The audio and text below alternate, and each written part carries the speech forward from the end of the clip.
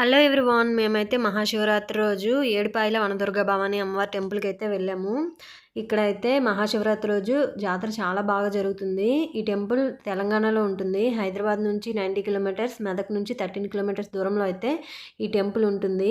ఈ ప్రదేశంలో మంజీరా నది 7 పాయలుగా చీలైతే ప్రవహిస్తుంది. ఈ టెంపుల్ ముందు గుండా 3 పాయలు, వెనక నుంచి అయితే 4 పాయలు అయితే ప్రవహిస్తుంది. అందువలన ఈ ప్రదేశానికి 7 పాయలు అనే పేరైతే వచ్చింది. ఇక్కడ వనదుర్గ భవాని అమ్మవారు అయితే స్వయంభూగా వెలిశారు.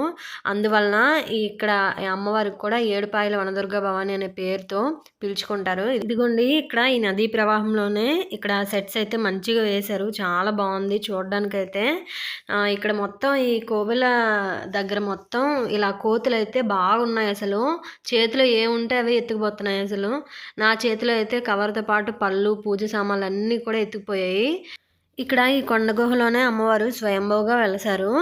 ఇక్కడ బోనాలు కూడా సమర్పించేసుకుంటున్నారు. అంటే ముందు మొక్కులున్న వాళ్ళైనా, మొక్కుకున్న వాళ్ళైనా సరే బోనం అయితే వండి తీసుకొచ్చి ఇక్కడైతే సమర్పించుకుంటున్నారు.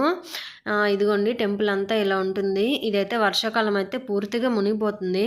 మునిగిపోతుందంటే అమ్మవారి పాదాలను తాక్కుంటూ అయితే ఈ మంజీరా నది అయితే ప్రవహిస్తుంది. అప్పుడైతే కొన్ని రోజులు అయితే టెంపుల్ అయితే మూసివేస్తారు. ఇక్కడ చూడండి, పైనుంచి కొండపై నుంచి వ్యూ అయితే ఇలా ఉంది.